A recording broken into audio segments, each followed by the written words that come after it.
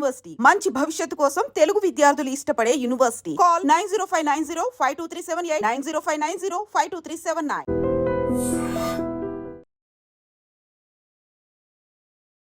చాలా విరామం తర్వాత మళ్ళీ మీరు వెండితెర మీద లైవ్గా చూసుకోబోతున్నారు. మీకు ఎలాంటి ఎక్సైట్మెంట్ ఉంది? ప్లాన్ చేసి ఏదో రావాలి, లేకపోతే ఇప్పుడు ఈ టైంకి రావాలి అని ప్లాన్ చేసింది కాదు, కానీ ఈ ఎక్సైట్మెంట్ ఇప్పుడు చాలా పీక్స్లో ఉంది. అంటే అది ఆ ప్రాసెస్ ప్రిపేర్ అయ్యింది కాదు, కానీ ఇప్పుడు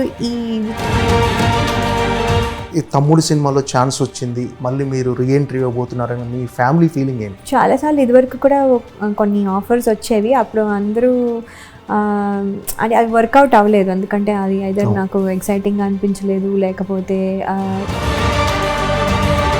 అంటే ఇలాంటి క్యారెక్టర్తో మళ్ళీ రీఎంట్రీ ఇస్తే బాగుంటుంది అలాంటి ఆలోచన ఏమన్నా ఉందా అసలు? యాక్చువల్గా అలాంటి రోల్ మనం డిసైడ్ చేయలేము, ఎందుకంటే మనకి అలాగా క్రియేట్ చేయబడవు కాబట్టి. బట్ స్ట్రాంగ్ కంబ్యాక్ అవుతే ఉంటేనే వెళ్దాము అన్న. ఒకవైపు పుట్టింటికి వచ్చిన ఆనందం ఉన్నా కొంచెం ఫ్యామిలీకి దూరంగా ఉన్నారని ఒక స్వీట్ పెయిన్ ఏమన్నా ఉందా? ఇప్పుడు మనము ఏదైనా సాధిస్తున్నాం అనుకోండి, ఇప్పుడు దానికి ఒక సార్థకత ఉంటుంది. మనం ఏమి చేయకుండా ఊరికనే టైం వేస్ట్ చేసామా, అలా చెయ్యం కాబట్టి ఎలాగో అది. నమస్తే అండి, ఎలా ఉన్నారు? హలో అండి, బాగున్నాను. అంటే చాలా విరామం తర్వాత మళ్ళీ మీరు వెండితెర మీద లైవ్గా చూసుకోబోతున్నారు. మీకు ఎలాంటి ఎక్సైట్మెంట్ ఉంది? అంటే చాలా గ్యాప్ తర్వాత చూసుకోబోతున్నారు కదా, ఆ ఎక్సైట్మెంట్ ఎలా ఉంది మీకు? చాలా ఎక్సైటెడ్గా ఉన్నానండి. అంటే నేను ప్లాన్ చేసి ఏదో రావాలి, లేకపోతే ఇప్పుడు ఈ టైంకి రావాలి అని ప్లాన్ చేసింది కాదు, కానీ ఏదైతే ప్రాసెస్ అయ్యిందో ఆ ప్రాసెస్లో ఈ ఎక్సైట్మెంట్ ఇప్పుడు చాలా పీక్స్లో ఉంది. అంటే అది ఆ ప్రాసెస్ ప్రిపేర్ అయ్యింది కాదు, కానీ ఇప్పుడు ఇది చూడబోతున్నాం అనేది ప్రిపేర్ అయ్యింది కాబట్టి ఇది వెయిట్ చేస్తూ ఉన్నాను. అంటే మళ్ళీ సినిమాలో నటించడం మీకు అంటే పుట్టింటికి వచ్చినంత ఆనందంగా ఉందని మీరు మన అన్నారు. సో అంటే ఒకవైపు పుట్టింటికి వచ్చిన ఆనందం ఉన్నా కొంచెం ఫ్యామిలీకి దూరంగా ఉన్నారని ఒక స్వీట్ పెయిన్ ఏమన్నా ఉందా? డెఫినెట్గా ఉంటుందండి. అది అంటే అంటే నేను చెప్పడం లేదు, బట్ ఉంటుంది, అది అందరికీ ఉంటుంది. బట్ అది అంటే ఇప్పుడు దానివల్ల ఇప్పుడు మనము ఏదైనా సాధిస్తున్నాం అనుకోండి, ఇప్పుడు దానికి ఒక సార్థకత ఉంటుంది. మనం ఏమి చేయకుండా ఊరికనే టైం వేస్ట్ చేసామా, అలా చెయ్యం కాబట్టి ఎలాగో అది అప్పుడు ప్రాబ్లం. కానీ మనం ఏదో సాధించడానికి వచ్చినప్పుడు, ఏదో మంచిగా చేద్దాం అనుకున్నప్పుడు అప్పుడు అది స్వీట్ పెయిన్, మీరు అనేది పెయిన్ ఉంది, కానీ దీన్ని కాంపెన్సేట్ చేస్తుంది చూడాలి. అంటే యూఎస్లో ఉన్న మీ ఫ్యామిలీ కూడా వాళ్ళు కూడా మిస్ అవుతుంటారు కదా డెఫినెట్గా? అది డెఫినెట్గా మిస్ అవుతారండి, మిస్ అవుతారు. ఇవి మిస్సింగ్ అనేది అన్ఫార్చునేట్గా ఇప్పుడు కష్టం, ఎందుకంటే నా వర్క్ ఇక్కడ ఉంటుంది. ఇప్పుడు అంతా షూటింగ్లు మొత్తము యుఎస్లో అయిపోయేటట్టుగా ఇంకా ఏమీ లేవు. సో అలా ఉన్నప్పుడు మేబీ అక్కడ ఉంటూ చేసే వాళ్ళమేమో, బట్ ఇప్పుడు అలా కాదు కదా, అంతా ఇక్కడే కాబట్టి మరి ఇక్కడ వచ్చి చేయాల్సి వస్తుంది. సో ఇలాంటి ప్రాబ్లమ్స్ ఉంటాయి. అంటే ఫస్ట్ ఈ తమ్ముడు సినిమాలో ఛాన్స్ వచ్చింది, మళ్ళీ మీరు రీఎంట్రీ ఇవ్వబోతున్నారని మీ ఫ్యామిలీ ఫీలింగ్ ఏంటి? అంటే మీ కిడ్స్ కానీ మీ హస్బెండ్ కానీ? మా ఫ్యామిలీ అంటే చాలాసార్లు ఇదివరకు కూడా కొన్ని ఆఫర్స్ వచ్చేవి, అప్పుడు అందరూ అది వర్కౌట్ అవ్వలేదు. ఎందుకంటే అది ఐదర్ నాకు ఎక్సైటింగ్ అనిపించలేదు, లేకపోతే టైం లైన్ ఎందుకో అప్పుడు వర్కౌట్ అవ్వలేదు, ఏదో లాట్ ఆఫ్ థింగ్స్ అవ్వకపోయి ఉండొచ్చు. సో అందుకని ఇది కూడా ఉన్నప్పుడు సరే ఇవి విన్నాం కదా, మామూలుగా ఇది మామూలే కదా ఈ కాల్ అన్నట్టుగా లైట్గానే తీసుకున్నాం, పెద్ద సీరియస్గా తీసుకోలేదు. కానీ ఎప్పుడైతే ఒక లైన్ నెరేషన్ చెప్పి, తర్వాత శ్రీరామ్ వేణు గారు డైరెక్టర్ అని చెప్పి, తర్వాత దిల్ రాజు గారు, నితిన్ గారు హీరో, ఇవన్నీ చెప్పంగానే ఇదేదో ఎక్సైటింగ్గా ఉంది, ఇదేదో అవుతే బాగుండేమో అనే థాట్కి షిఫ్ట్ అయిన తర్వాత అప్పుడు ఓవర్ ప్రాసెస్లో విన్న తర్వాత స్టోరీ అప్పుడు ఇంకా ఇది అయితే చాలా బాగుంటుంది అని ఇంకా అప్పుడు ఫైనలైజ్ అవ్వలేదు. సో ఈ ప్రాసెస్లో అప్పుడు డిస్కషన్స్ అవుతున్నప్పుడు మేమంతా జనరల్లీ అందరం కూర్చొని మాట్లాడుకుంటామండి, బికాస్ దీంట్లో ఏమి సో దట్ వే కిడ్స్ కూడా తెలుస్తుంది ఏమవుతుందో, మళ్ళీ వాళ్ళకి వెళ్ళి సపరేట్గా చెప్పకుండా సో వాళ్ళు అన్నారు యూ షుడ్ డూ ఇట్, మేము మాకు వస్తే నువ్వు ఓకే అంటావు కదా, అలాగే అనుకుని యూ షుడ్ డూ ఇట్ అని చెప్పి అన్నారు. ఓకే. అంటే అమర్ అక్బర్ ఆంటోనీ తర్వాత మళ్ళీ ఒక 7 years 8 years గ్యాప్ వచ్చింది. అంటే ఈ గ్యాప్లో చేయాలని అనుకోలేదు అసలు మీరు? అంటే అసలు అమర్ అక్బర్ యాంథనీ నేను చెయ్యాలనుకున్న నా సినిమా కింద నేను కౌంట్ చేసుకోనండి అది యాక్చువల్లీ. ఎందుకంటే అది మా అమ్మాయి చేసింది అందులో, బేబీ ఇలియానా. సో అది మా అమ్మాయికి అది అట్రిబ్యూట్ అవ్వాలి కానీ నాకు అవ్వకూడదు. ఎందుకంటే మా అమ్మాయితో పాటు నేను గార్డియన్గా వెళ్ళిన దాన్ని అక్కడికి వెళ్ళిన తర్వాత వాళ్ళు మీరు ఎలాగో వచ్చారు కదా, మీరు ఎందుకు చేయకూడదు అంటే అప్పుడు కూడా నేను ఇంత చిన్న రోల్ కాదా అండి, ఏమైనా బెటర్ ఉన్నాయా అంటే ఇంకా లేడీస్కి ఏమీ లేవు అంటే సరే అక్కడ ఎలాగో ఉన్నాను కాబట్టి అప్పటికప్పుడు డ్రెస్ అలా కాసేపు కనిపించారు అంతే. సో వాంటెడ్ అది రీఎంట్రీ కిందకి మనం కన్సిడర్ చేయకూడదు. అసలు నేను ఎప్పుడు ఇంటర్వ్యూ ఇవ్వలేదు, నేను ఎప్పుడు వాళ్ళు కూడా ప్రమోట్ చేసినప్పుడు కూడా వాళ్ళు చెప్పారు అది తను సరదాగా మా రిక్వెస్ట్ మీద చేశారు కానీ అన్నట్టుగా కూడా శ్రీను వైట్ల గారు కూడా చెప్పారు. అది అసలు నేను రీఎంట్రీ, సో ఇదే రీఎంట్రీ, పర్ఫెక్ట్ రీఎంట్రీ ఇది. కరెక్ట్. అది జస్ట్ ఆబ్లిగేషన్ అనుకోండి, లేకపోతే ఆబ్లిగేషన్ మొహమాటం అనుకోండి, లేకపోతే సరదాగా అనుకోండి, వాట్ ఎవర్ ఇట్ ఇస్ అంతే. అంటే పర్టికులర్గా ఇలాంటి క్యారెక్టర్ రీఎంట్రీ ఇవ్వాలని ఏమన్నా, అంటే ఇలాంటి క్యారెక్టర్తో మళ్ళీ రీఎంట్రీ ఇస్తే బాగుంటుంది అలాంటి ఆలోచన ఏమన్నా ఉందా అసలు యాక్చువల్గా మీరు ఈ సినిమా చేయకముందు? ఈ సినిమా అంటే అండి ఇలాంటి రోల్ మనం డిసైడ్ చేయలేము, ఎందుకంటే మనకి అలాగా క్రియేట్ చేయబడవు కాబట్టి. బట్ స్ట్రాంగ్ కంబ్యాక్ అవుతే ఉంటేనే వెళ్దాము అన్న థాట్ ప్రాసెస్లో ఉన్నదవుతే షూర్. అంతగా నన్ను మోటివేట్ చేసి అంత స్ట్రాంగ్ క్యారెక్టర్ వస్తే అప్పుడు చేద్దాం. రాలేదనుకోండి ఇలాగే వీఆర్ ఫైన్ కదా. సో అలా ఉంటుంది అని మేము అనుకున్న, నేను అనుకున్నాను అనమాట.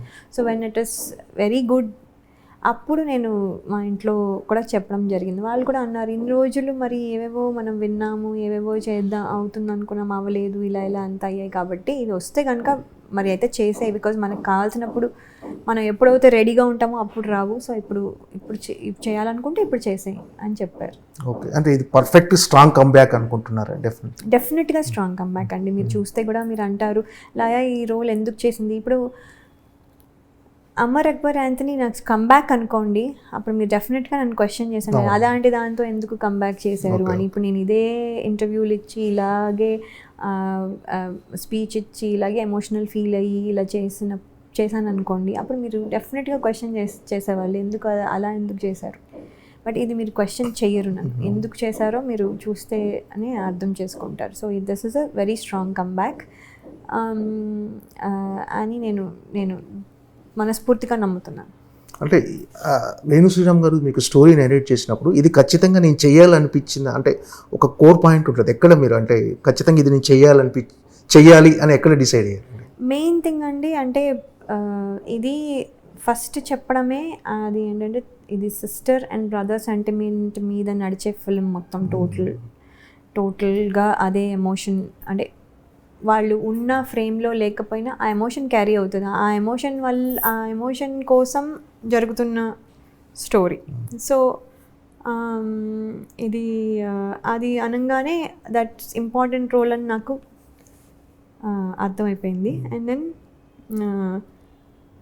ఇది నేను ఎప్పుడు టిమ్మిడ్గా లేకపోతే భయపడుతూ లేకపోతే ఒక కామెడీ లేకపోతే ఒక సిలీగా లేకపోతే ఇలా చేసినవి కానీ ఎప్పుడు ఇంత సీరియస్గా ఒక స్ట్రాంగ్ ఉమెన్ రోల్ చేసింది కాదు. సో వినంగానే నాకు ఇది నేను చెయ్యాలి కదా, ఇది ఎప్పుడు నేను చేయలేదు కదా, ఇది బాగుంది కదా అన్న ఎక్సైట్మెంట్ అయితే క్రియేట్ అయిందండి. అండ్ స్టోరీ మొత్తం విన్నాక నా క్యారెక్టర్ వర్కే అది, నా స్టోరీ మొత్తం విన్నాక హౌ దట్స్ ఫ్లోయింగ్, ఎవరెవరు వస్తున్నారు ఏమవుతుంది చాలా ఇంట్రెస్టింగ్గా అనిపించింది. అది ఏంటంటే అది నేను రెగ్యులర్ ఫిల్మ్స్లాగా నాకు అనిపించలేదు. సో అందుకని ఐ ఫెల్ట్ నేను ఇది చెయ్యాల్సి అని అనుకున్నాను. చాలా గ్యాప్ తర్వాత మళ్ళీ స్క్రీన్ ముందుకు వచ్చారు కదా, మన కెమెరా ముందుకు. అంటే ఫస్ట్ షాట్ ద ఎక్స్పీరియన్స్ ఎలా ఉంది? అంటే ఈ సెకండ్ ఇన్నింగ్స్లో ఫస్ట్ షాట్ ఎలా, అంటే మేబీ నర్వస్ ఫీల్ అవుతాననేమో మరి. ఏ షాట్ చేశారండి ఫస్ట్?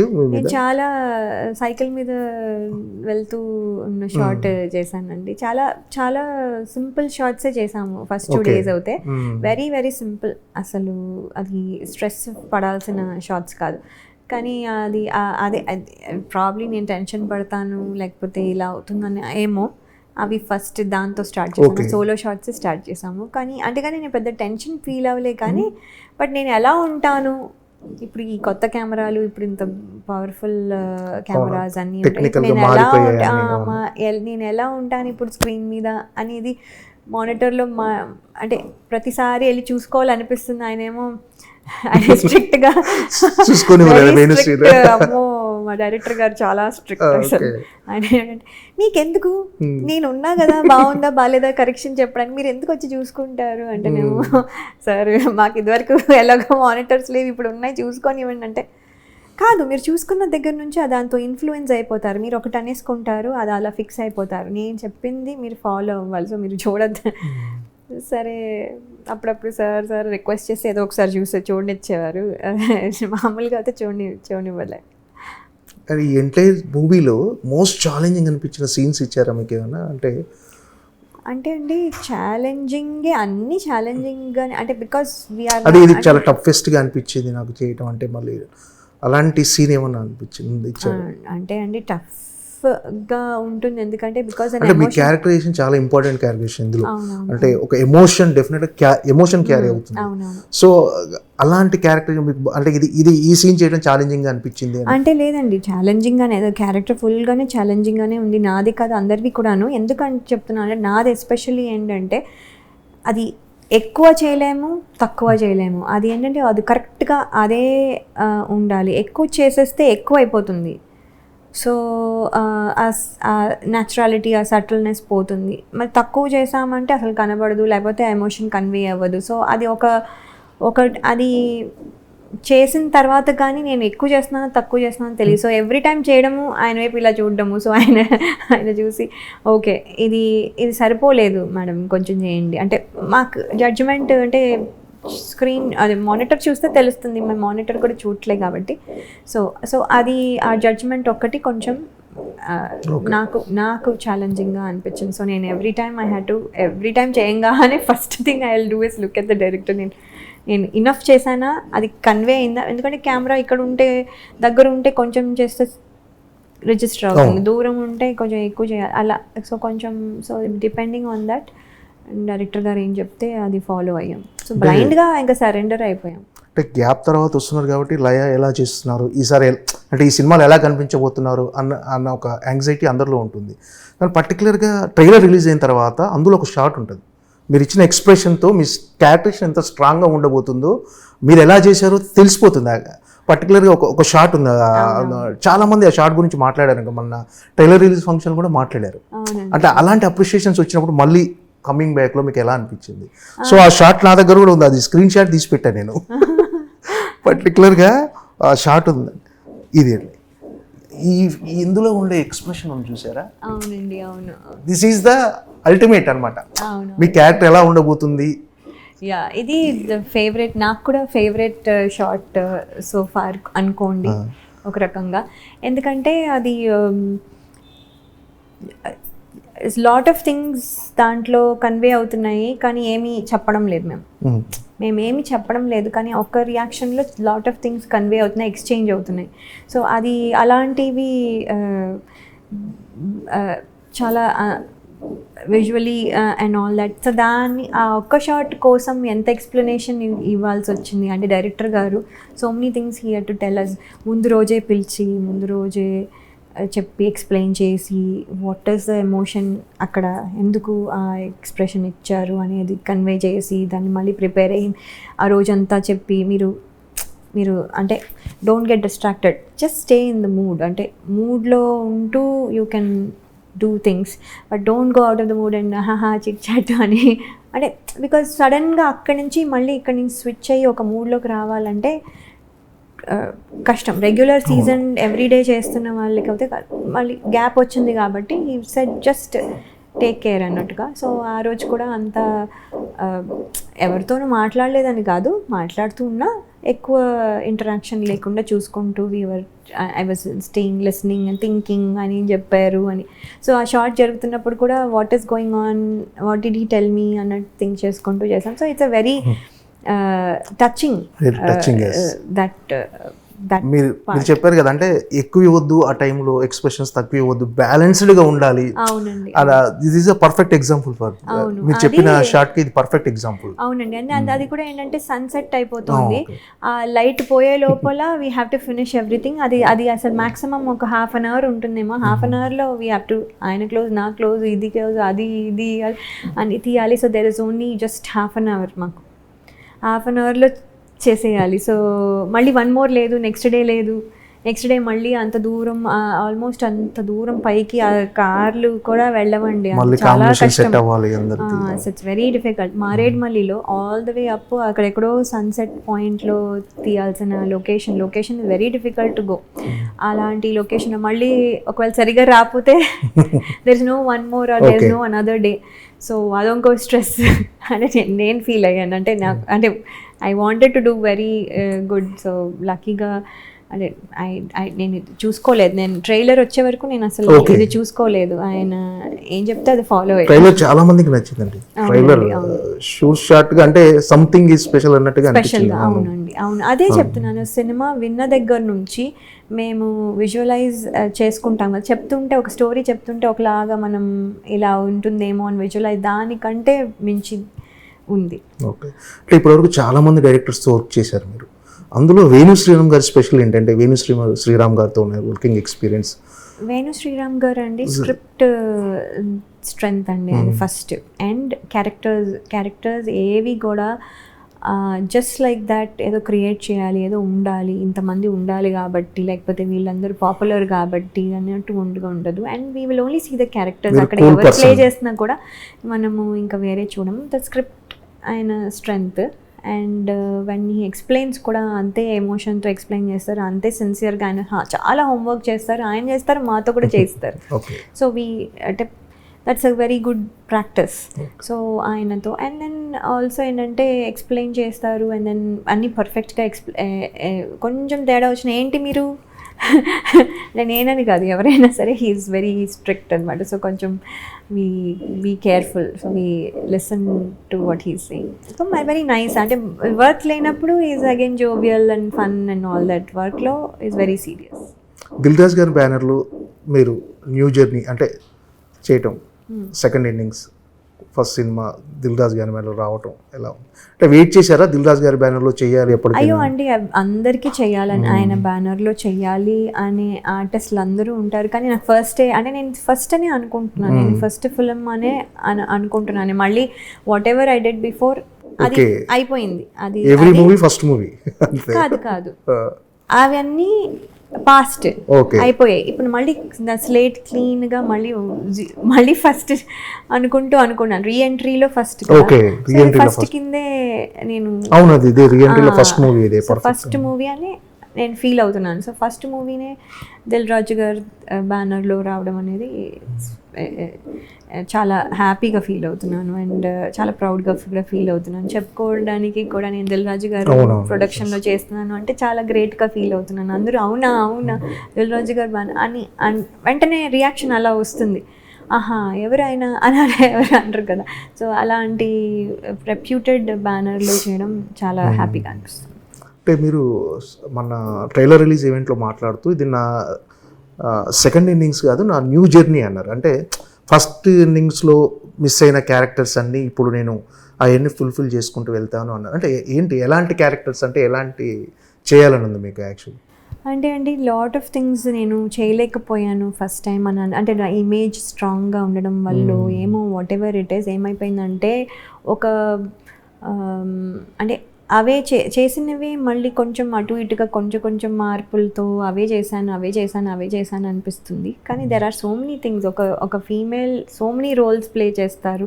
అదే రోల్ని ప్లే చేసిన అదే మదరు ఒకసారి అగ్రెసివ్గా ఉండొచ్చు, ఒకసారి భయపడుతూ ఉండొచ్చు, ఒకసారి you know she can be different in each movie. So అందుకని ఇలాంటి చాలా షేడ్స్ ఇన్ ఎ ఉమెన్ చేయలేదు అన్న ఫీలింగ్. ఒకటి రెండు టచ్ చేశాను తప్ప ఎక్కువ చేయలేదు అని ఫీలింగ్. సిల్లీగా కొంచెం కామెడీ చేసాము, కొంచెం ఎమోషనల్గా ఎక్కువ చేశాను. అండ్ అంటే ఒక సిల్లీ ఒక కామెడీ టచ్ వచ్చేలాగా అంతే చేశాం, కానీ ఇంకేమి ఎక్కువగా డిఫరెంట్గా అయితే ఏమీ చేయలేదు. అది అవన్నీ ఇప్పుడు చేయగలను అనే ఫీలింగ్లో ఉన్నాను. ఇప్పుడు అంతా అంటే మీరు ఇంతకుముందు హీరోయిన్గా చేసినప్పటికీ ఇప్పటికీ అన్నీ మారిపోయాయి, టెక్నికల్గా మారిపోయింది, సినిమా ఇండస్ట్రీలో చాలా మార్పులు వచ్చాయి. ఈ కొత్త మార్పులు మీకు ఎలా అనిపించినాయి? మార్పులు మంచివండి. అంటే ఎప్పుడు మనము ఏది చేసినా, ఇప్పుడు ఫర్ ఎగ్జాంపుల్ దీని ముందు నేను ఐటీలో పనిచేశాను, కానీ ఐటీలో కూడా అంతే, నేను 2011లో పనిచేసినట్టుగా నేను 2025లో పనిచేయలేను. సో మనం నేర్చుకుంటూ ఉండాలి, కొత్తవేవో టెక్నాలజీ వస్తుంది, వాళ్ళే కొన్నిసార్లు ట్రైనింగ్ ఇస్తారు, మేము అప్డేట్ అవుతూ ఉండాలి, నేర్చుకుంటూ ఉండాలి. అలాగే ఫిల్మ్స్ కూడా అన్నీ అప్డేట్ అవుతున్నాయి. ఇప్పుడు పాత పద్ధతులు లాభం లేదు. సో మనం కొత్తది ఇప్పుడు మళ్ళీ మనం కొత్తగా అన్నప్పుడు మనం నేర్చుకునే ఫేజ్లో ఉంటాం. ఇదేంటి ఇప్పుడు ఇది ఇలా మారిందో, ఇలా చేయాలా, అప్డేట్ అయిపోయాక ప్రాబ్లం లేదు. అప్డేట్ అవ్వనప్పుడు మనం ఇది అబ్జర్వ్ అండ్ లెర్న్లోనే ఉండాలి అని నా ఫీలింగ్. సో నేను అదే లెర్నింగ్ ఫేజ్లో ఈ సినిమా అయితే ఆ లెర్నింగ్ ఫేజ్లో ఉంటూ చేశాను అనమాట. అంటే లగ్జరీస్ పెరిగాయి, ఇప్పుడున్న వాటిలో కంఫర్ట్స్ పెరిగాయి, వాటిని ఎలా రిసీవ్, అంటే వాటి విషయంలో ఎంతవరకు? అవి డెఫినెట్గా పెరిగాయండి. అవి మంచివే, ఎందుకంటే ఒక కంఫర్ట్ ఇస్తుంది, ఆర్టిస్ట్కి కంఫర్ట్ ఇస్తుంది. ఇదివరకు లేకుండా కూడా మాకేమీ తెలియలేదు, చేసేసాము. అంటే ఉండడం అలవాటు అయిపోయింది. ఇప్పుడు అది లేకుండా మళ్ళీ చేయగలమా అంటే ప్రాబ్లీ చేయగలం, కానీ అవసరం లేదు. అంటే ఆ లగ్జరీ ఈజ్ రిక్వైర్డ్. నిజంగా అది లగ్జరీ కాదు, actually it's become a necessity.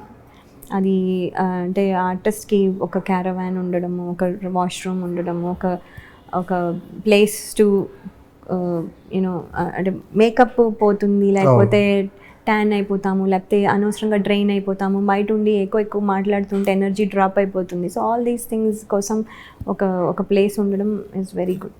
Nitin గారితో వర్కింగ్ ఎక్స్పీరియన్స్ అంటే ఫస్ట్ టైం చేశారు కదా నితిన్ గారితో?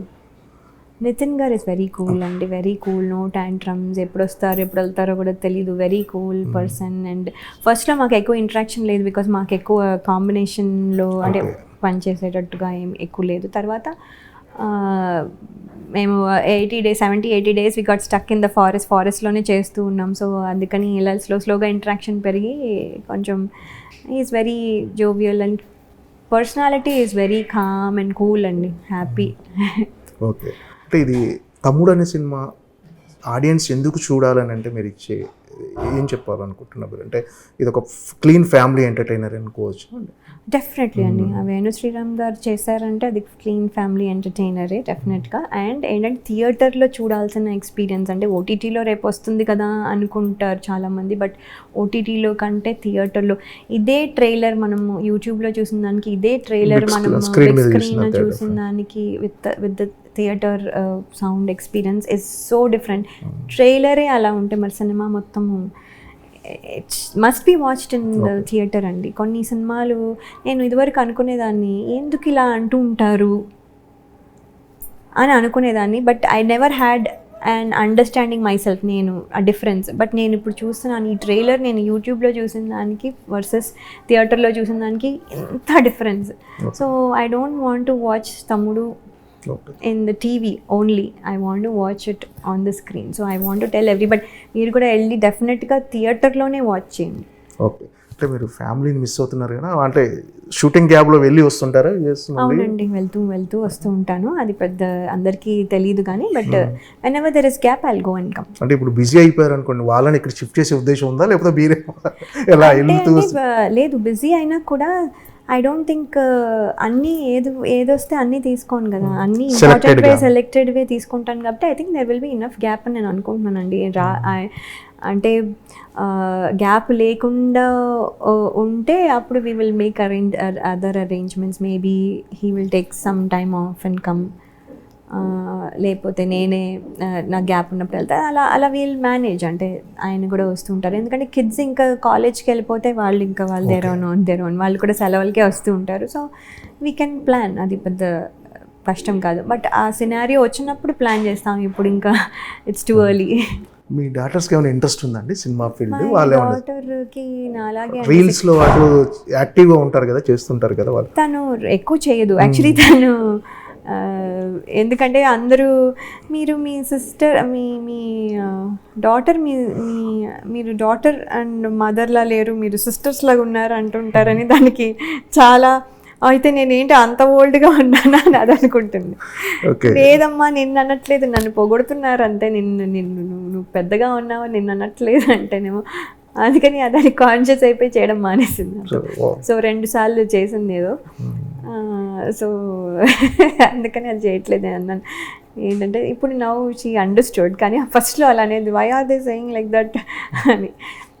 సో జస్ట్ ఫర్ ఫన్ ఊరికనే చేయమంటూ ఉంటాను అనమాట. So then some activity with the kids, అదొక యాక్టివిటీ. ఇంకేవో చేస్తూ ఉంటాము, ఇంకేదో డ్రాయింగ్ వేస్తూ ఉంటాం. ఎవరెవరు ముగ్గురం వెయ్యాలి, ఎవరిది బాగుందో అలా ఏవో సమ్ యాక్టివిటీ చేస్తుంటాం. That is one of the activity అంతే. అంటే లయ గారు అంటే పెద్ద సినిమాలైనా అంటే ఇప్పుడు చేయబోయే పెద్ద సినిమాలకి మీరు అందుబాటులో ఉంటారా, లేకపోతే కంటెంట్ బాగుంటే చిన్న సినిమాలు కూడా రూల్ బాగుంటే చేస్తారా? అంటే ఇప్పుడు నీ తమ్ముడు తర్వాత మీరు చాలా చూజీగా సెలెక్టివ్గా వెళ్దాం అనుకుంటున్నారు కదా.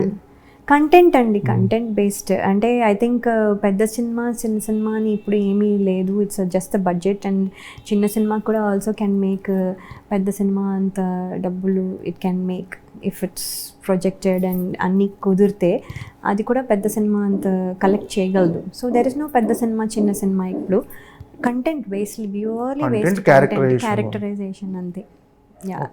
అంటే మీరు ఇప్పుడున్న యంగ్ హీరోల్లో ఎవరితో చేయాలన్నది? అంటే ఇప్పుడు ఎన్టీఆర్ గారు కానీ, ప్రభాస్ గారు కానీ, అందరితో రామ్ చరణ్, అల్లు అర్జున్, వీళ్ళంతా చాలా అంటే పాన్ ఇండియా హీరోలు అయిపోయారు. సో వీళ్ళ సినిమాల్లో యాక్ట్ చేయాలని ఉంది. ఎవరి సినిమాలో మీకు? అందరు సినిమాలో అండి. ఎందుకు why should I leave it? అసలే నేను ఇప్పుడు అంటే ఇప్పుడు క్యారెక్టర్ ఆర్టిస్ట్ అంటే I can do with every one కదా. ఇప్పుడు ఇఫ్ ఐఎమ్ హీరోయిన్ అనుకోండి, అప్పుడు ఒక సినిమాలో చేసి ఇప్పుడే కదా చేసాం మళ్ళీ రిపీట్ చేయడానికి ఇలా ఆలోచిస్తారు. But I want to do with everybody. And అందరూ గ్రేట్ పర్ఫార్మెన్స్ ఇస్తున్నారు. ఎవ్రీ ఫిలింకి, ఒక ఫిలింకి కాంపిటేటివ్గా ఇంకో ఫిలిం వస్తుంది. అండ్ ఇప్పుడు ఈ సినిమా బాగుందనే లోపు నెక్స్ట్ సినిమా వచ్చేస్తుంది, అది అప్పటికి అది బాగుంది అనిపిస్తుంది. సో ఇలా everybody is creating great movies, great theatre experience for every one. అందుకని అందరితోనూ చేయాలని ఉంది నాకు. అంటే యూఎస్లో ఉన్నప్పుడు తెలుగు సినిమాలు చూసేవారా? తక్కువ కానీ తర్వాత కొంచెం అంటే ఫస్ట్లో తక్కువ, తర్వాత కొంచెం క్యాచప్. అంటే ఒక 10 years మిస్ అయినట్టున్నాను సరిగ్గా. అంటే చూసినా కూడా చూడలేదు అన్నట్టుగా, అదేదో కొంచెం అంటే ఆన్ అండ్ ఆఫ్గా చూసి అలా పనులు చేసుకుంటూ చూసి అలా ఏదో అంత ఫోకస్డ్గా చూసి అలా ఏమీ చేయలేదు. సో తర్వాత నుంచి బాగానే చూసాను. ఓకే అండి, థ్యాంక్ యూ అండి. Thank you so much. తమ్ముడు సినిమా బిగ్గెస్ట్ బ్లాక్ బస్టర్ అయ్యి మీ రీఎంట్రీకి న్యూ జర్నీకి ఒక శుభారంభం పలకాలని మనస్ఫూర్తిగా కోరుకున్నాను. థ్యాంక్ యూ అండి. థ్యాంక్ యూ సో మచ్ అండి. Thank you.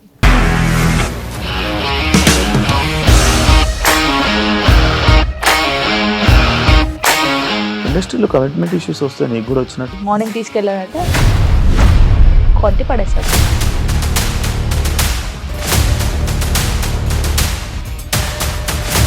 ఒక్కళ్ళు కూడా చూడలేదు ఈ సినిమా అని చెప్పడానికి కూడా చాలా ధైర్యం కావాలి. అది నిజం కదా, దాంట్లో ధైర్యం ఏంటి? ఇది నెక్స్ట్ డే ప్లేట్ మార్చేస్తే తప్పు కదా. As of now we are comfortable this అని నేను అనుకుంటున్నాను. రష్మిక గారిది మీది ఒకే ఊరు అంట కదా.